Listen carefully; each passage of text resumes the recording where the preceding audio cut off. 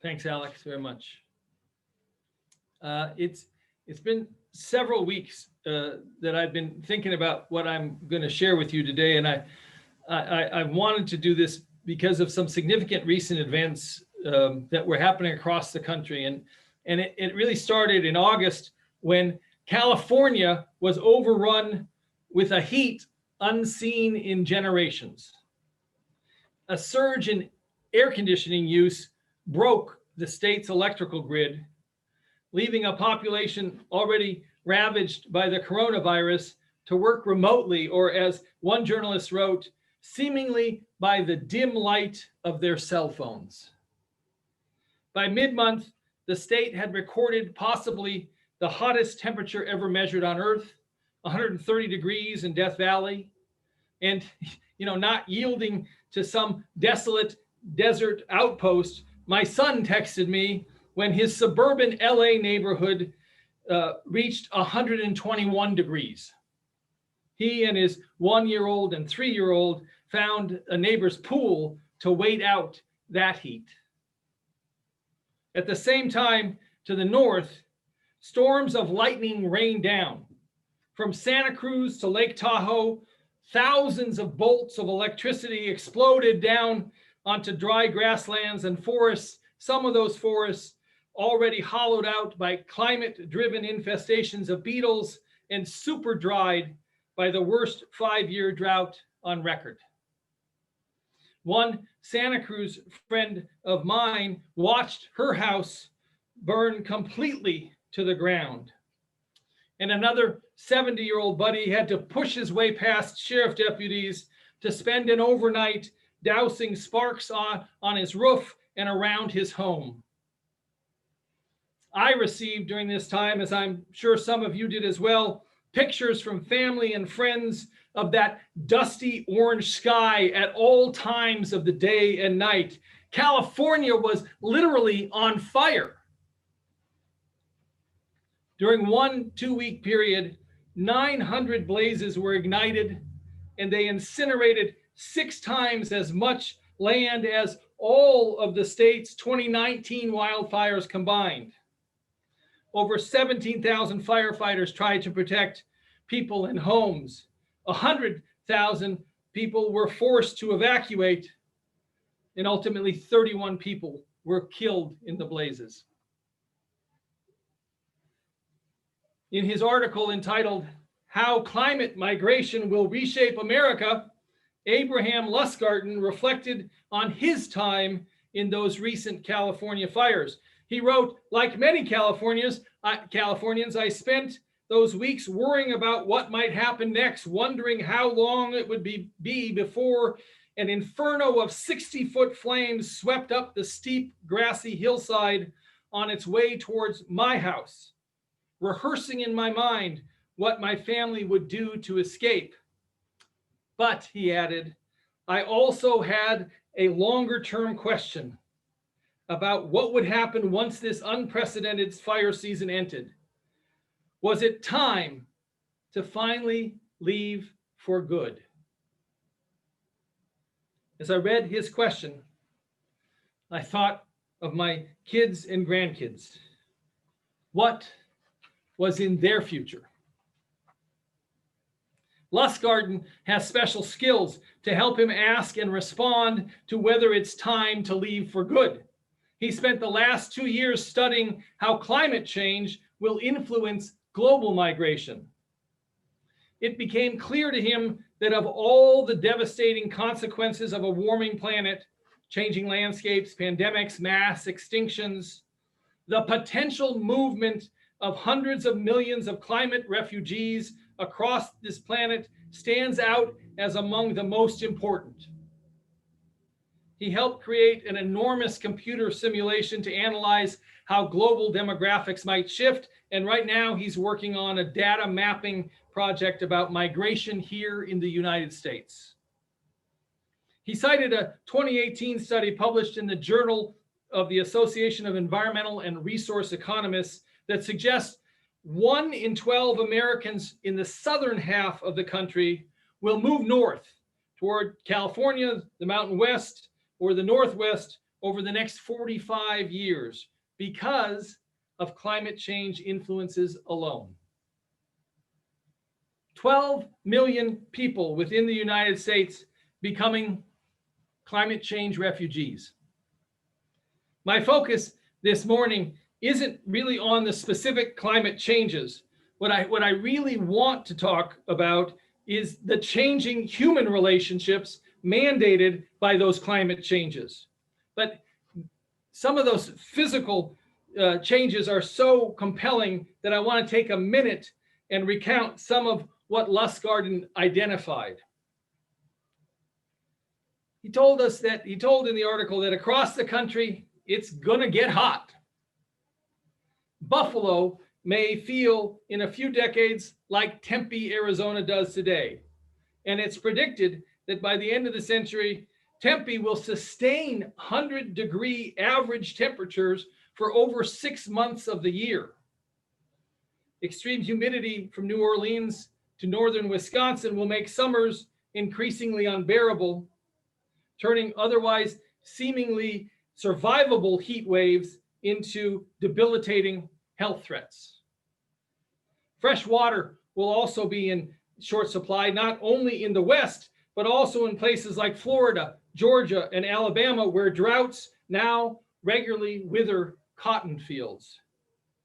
By 2040, according to federal government projections, extreme water shortages will be nearly ubiquitous west of Missouri. The Memphis Sands Aquifer, a critical water supply for Mississippi, Tennessee, Arkansas, and Louisiana, is already overdrawn by hundreds of millions of gallons each day. And much of the Ogallala Aquifer, which supplies, he said, nearly a third of the nation's irrigation groundwater, could be gone by the end of the century. He noted that it can be difficult to see the challenges clearly because so many factors are at play. At least 28 million Americans are likely to face megafires like the ones we just saw in California, but it'll be in places like Texas and Florida and Georgia.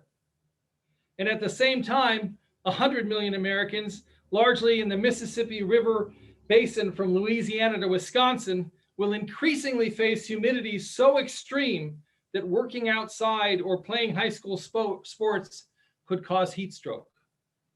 Crop yields will be decimated from Texas to Alabama and all the way north through Oklahoma and Kansas and on to Nebraska. Lustgarten wrote, "The challenges are so widespread and so interrelated that Americans seeking to flee one could well run into another." Again, this summer, the widespread challenges Lustgarten predicted were already evident. My middle daughter lives in New Orleans, and as California burned, Hurricane Laura pounded the Louisiana coast with 150-mile-an-hour winds, killing at least 25 people, and it was the 12th named storm to form by that point in 2020, and that is another record, and they're still naming storms now. It's important to note that Louisiana is recognized as home to the first climate change refugees to be federally recognized and funded for a relocation program. It's known as the Ile de Jean-Charles, or the IDJC relocation. The Ile de Jean-Charles is a really dwindling little strip of land in Louisiana's wetlands about 80 miles southwest of New Orleans. And since 1955, it's lost 98% of its land area due to a combination of levee construction, coastal erosion, sinking land, rising seas, and damage from hurricanes worsened by climate change. Of the 22,400-acre island that stood in 1955, only a 320-acre strip still survives today. 34 families still live on the island. Nearly all the residents are members of the Ile de Jean-Charles, or IDJC tribe. Tribe members are descendants of Biloxi, Chitimacha, and Choctaw Indians who ended up on the Ile while escaping from the harsh and involuntary relocations of Southeastern tribes under the Indian Removal Act in the 1830s. The state of Louisiana, in concert with a $48 million grant from the Housing and Urban Development Department, has been working for almost 2 decades to identify a relocation site and build agreement with the IDJC residents to make the move to safety and sustainability. And recently, the state's Office of Community Development purchased the relocation site, 515 acres near Shriver, Louisiana, about 40 miles away from the Ile. But I hate to report that they did so without the agreement of the IDJC tribe. The first significant federally funded climate change relocation program is mired in ineffective communication and mistrust. The recent hurricanes have further devastated the Ile de Jean Charles, and I'm forced to acknowledge that abject necessity may reopen communication, and we can only hope that it can lead to some form of satisfying relocation. So the conditions that will potentially create 12 million American climate change refugees are evident today. Recognizing the immediate need to relocate people whose homes are being submerged by rising seas has already begun. And last Sunday, Stephen Handler alerted us to not so much talk about the future, he said, but talk about where we are right now. Right now, and I think it's particularly true for those of us in the Upper Peninsula, right now, we need to talk about how to welcome and integrate climate change refugees into our communities. It's not too early. And I think it's particularly incumbent on UUs across the country to attend to this work. And yes, I'm aware that relocating 12 million folks will require massive investments of public funds, and 850 or so UU congregations won't fill the entire need. But if we learn anything from my brief review of the IDJC relocation, we need to work with local and state governmental bodies to create compassionate and agile processes for meeting people where they're at and helping them create new, sustainable homes. Look, compassion, agility, meeting people where they're at, and ending up with sustainability, these are the tools we UUs talk about every week. As much as any moment, today is the time for us to energize our prophetic model. You know, imagine the world, to recognize the world as it is. It's in crisis over the potential mass exodus of climate change refugees. To imagine the world as it should be, finding 12 million resettled as engaged members in new communities, in their sustainable communities. And finally, we have to work to make it so. We have to work with local, state, and federal government, and we have to take steps right now to build local models that help guide the future policies and practices for all folks faced with relocation. Now, I also know that there are many organizations right now, and have been for a long time, working on climate change responses. I'm sure, and I know many of you are part of or will know groups campaigning for the reduction of greenhouse gases, or those calling for a recommitment to the Paris Climate Agreement. I am sure any of the groups you're already working with deserve your continued involvement. In my brief review of different groups' initiatives, I did not find local action plans for future relocation of people displaced by climate change. Yeah, the United Nations Sustainable Development Goals do include a global view of individual countries' adaptation plans for sustainable cities. But what I did find is that within the UU Ministry for Earth, there's a starting organization called Strengthen Local Climate Commitments, or the SLCC campaign. Its focus is to strengthen UU communications and mutual support networks for climate justice and to support the just transition to an ecological civilization through partnerships and civic engagement.